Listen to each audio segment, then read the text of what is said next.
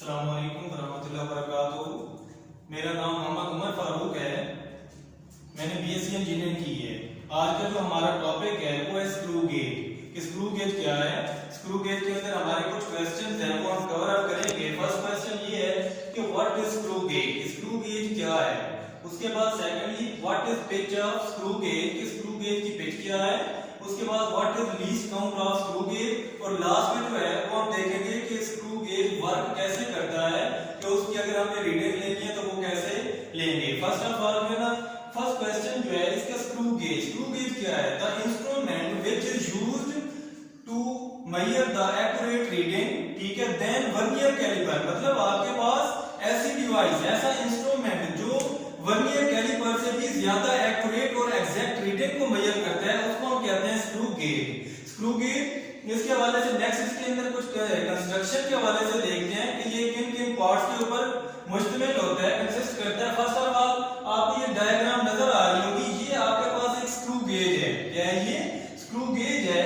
Screw gauge आपके पास एक hollow cylinder है या स्लीव है जो कि यू शेप, आपके पास एक मेटल फ्रेम है, उसके ऊपर कंसिस्ट होता है। यहाँ पे जो आपके पास है लेफ्ट साइड पे ये आपके पास स्टड कहलाता है और दूसरा आपके पास ये वाला जो है ये स्पिंडल कहलाता है। जिस चीज की आपने मेजरमेंट लेनी होती है वो हम इन दोनों स्टड और स्पिंडल के दरमियान रखते हैं और इसको लॉक कर देते हैं। और ये यहाँ पे लॉक है। इसका क्या मतलब है? यहाँ पे आप जब लॉक करेंगे कि जब आप क्या कर रहे हैं, कोई रीडिंग ले रहे हैं तो वो आपके पास जो ऑब्जेक्ट है वो यहाँ से निकल ना जाए, तो इसलिए हम लॉक यूज करते हैं। उसके बाद इसके दो स्केल है, एक होता है मेन स्केल, दूसरा आपके पास है सर्कुलर स्केल। मेन स्केल के ऊपर ये वाली जो आपको लाइन नजर आ रही है दरमियान में, ये आपके पास है इंडेक्स लाइन। उसके बाद जो आपके पास ये जो स्केल होता है ये आपके पास है मेन स्केल और उसके बाद ये आपके पास है सर्कुलर स्केल जिसके ऊपर मजीद जो है डिवीजन की हुई होती है। उसके बाद यहां से लेके यहां तक ये वाला जो पोर्शन है आपके पास, ये आपके पास कहलाता है थिम्बल। क्या कहलाता है? थिम्बल कहलाता है। और ये साथ आपको ये वाली जो साइड है ये रैचेट है। क्या है ये? रैचेट है। तो ये कंस्ट्रक्शन थी इसके अंदर कि स्क्रू गेज जो है कौन कौन से पार्ट के ऊपर मुश्तमिल होता है। तो उसके बाद अब चलते हैं नेक्स्ट क्वेश्चन की तरफ कि आपके पास क्या है कि पिच ऑफ स्क्रू गेज क्या है? पिच ऑफ स्क्रू गेज क्या है? बेसिकली आपके पास क्या है? The distance between consecutive threads on the spindle. ये जो आपके पास स्पिंडल है इसके ऊपर जो कंसेक्टिव थ्रेड्स हैं, ठीक है, उनका जो डिफरेंस है वो 1 मिलीमीटर है। कितना है? 1 मिलीमीटर है। वो जो 1 मिलीमीटर आपके पास जो डिस्टेंस है वो पिच ऑफ स्क्रू गेज कहलाती है।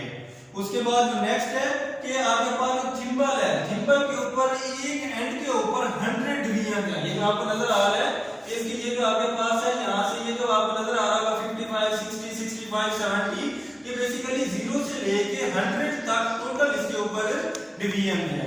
नेक्स्ट आपके पास जो क्वेश्चन है वो आपके पास है what is the least count of screw gauge?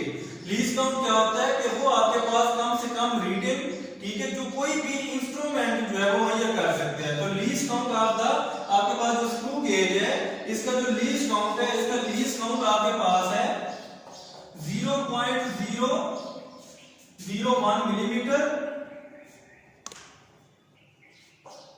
या अगर आपके पास अगर इसको सेंटीमीटर के अंदर कन्वर्ट करेंगे तो वो आपके पास क्या आ जाएगा?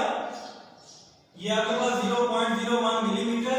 अगर इसका आपने यूनिट चेंज करना है मतलब सेंटीमीटर में गिवन हो तो इसको आप 10 से मजीद डिवाइड कर ले तो ये आपके पास आ जाएगा 0.001 सेंटीमीटर। ये आपके पास है least count of screw gauge. तो इसके अंदर एक फार्मूला क्या है इसका लीस्ट काउंट? अगर आपको स्क्रू गेज दे दिया जाता है कि आप फाइंड करें कि इसका लीस्ट काउंट कितना है, तो इसके लिए आप क्या करेंगे कि आपको क्या होना चाहिए कि पिच ऑफ स्क्रू गेज आपको वो पता होनी चाहिए। Pitch of screw gauge divided by आपके पास number of division on circular scale, number of division on circular scale. CS में शॉर्ट लिख देता हूं सर्कुलर स्केल। तो तब आप क्या कर सकते हैं? Least count of screw gauge जो है वो आप फाइंड आउट कर सकते हैं। अब देखिए यहाँ पे पिच ऑफ स्क्रू गेज है वो कितनी होती है आपके पास? 1 मिलीमीटर। कितनी है ये? 1 मिलीमीटर ओवर जो डिवीजन है वो कितने 100 है। जब आप इसको डिवाइड करेंगे तो ये आपके पास क्या आ जाएगा? 0.01 मिलीमीटर। और अगर इसको चेंज करेंगे 10 से डिवाइड कर दें तो 0.01 सेंटीमीटर जो है वो इसका लीस्ट काउंट आ जाएगा। नेक्स्ट आपके पास क्या है कि working of screw gauge. Screw gauge जो है वो वर्क कैसे करता है, तो उसके लिए आपके पास सबसे पहले जब भी कोई इंस्ट्रूमेंट जो है उसे रीडिंग ली जाती है तो सबसे पहले हम उसका जो है जो एरर आ रहा होता है, जीरो एरर जिसे हम कहते हैं, वो चेक आउट करते हैं। वो आपने कैसे चेक करना है, देखिए आपके पास ये क्या है, स्टड और स्पिंडल है। आपने क्या करना है, यहाँ से इसको क्लोज करना है। क्लोज करने के स्टड और जो स्पिंडल है ये दोनों क्या हो, ये दोनों मैच जब कर जाएंगे तो उसके बाद आपने यहाँ से देखना है कि अगर यहाँ पे अगर आपके पास क्या है, ये जो आपके पास स्केल है, मैं स्केल को थोड़ा सा यहाँ पे करता हूँ। ये आपके पास क्या है, ये आपके पास स्केल है, इंडेक्स लाइन है। इंडेक्स लाइन के ऊपर जो आपका ये जीरो है और दूसरा जो आपके पास यहाँ पे सर्कुलर स्केल है। अगर सर्कुलर स्केल में अगर यहाँ पे जो आपके पास जीरो है, अगर ये दोनों क्या हो जाए, ये डायग्राम के अंदर भी आप देख सकते हैं कि अगर इसके दौरान क्या हो जाए कि ये दोनों इक्वल हो जाए, ठीक है, तो तब आपके पास जीरो एरर नहीं आता। ठीक है, आप डायग्राम के अंदर देख रहे होंगे कि ये जो आपके पास फिगर ये है, इसके अंदर ये देखिए इंडेक्स लाइन के ऊपर जो जीरो है वो, और जो आपके पास ये सर्कुलर स्केल है इसका जो जीरो है वो दोनों बिल्कुल स्ट्रेट लाइन के अंदर है। ठीक है, इसलिए इसके अंदर जो जीरो एरर है वो कोई भी नहीं है, जीरो है। अगर आप यहाँ पे देखें नीचे वाली फिगर बी के अंदर आपको नजर आ रहा होगा कि अगर आपके पास क्या है, जीरो एरर पॉजिटिव होगा जब आपके पास जो इंडेक्स लाइन का जीरो है और जो सर्कुलर लाइन है उसका जो सर्कुलर स्केल का जीरो है वो क्या हो, इंडेक्स लाइन से बिहाइंड हो, नीचे की तरफ अगर जीरो हो तो तब आपके पास क्या आ जाएगा, ये पॉजिटिव एरर आएगा। अगर आपके पास ये जो आपको नजर आ रहा होगा फिगर सी के अंदर, यहाँ पे देखिए ये इंडेक्स लाइन का जीरो है और यहाँ पे सर्कुलर स्केल का, अगर सर्कुलर स्केल का जीरो इंडेक्स लाइन के जीरो से ऊपर क्रॉस कर जाए तो तब आपके पास इसका जो जीरो एरर आता है वो नेगेटिव होता है।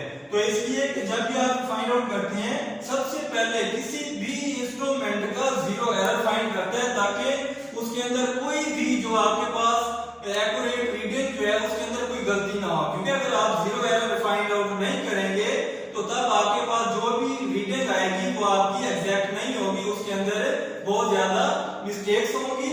तो इसलिए आज का जो हमारा टॉपिक था वो स्क्रू गेज था, जिसके अंदर आपने ये कुछ टॉपिक्स देखे, ठीक है, जो कि स्क्रू गेज क्या है, पिच क्या है, स्क्रू गेज की least count of screw gauge क्या है, स्क्रू गेज वर्क कैसे करता है, जीरो एरर क्या होता है, पॉजिटिव नेगेटिव जीरो एरर क्या होता है। तो उसके बाद वर्किंग ऑफ द जो स्क्रू गेज है वो हमने देखी। आज का इतना ही लेक्चर था। अल्लाह हाफिज।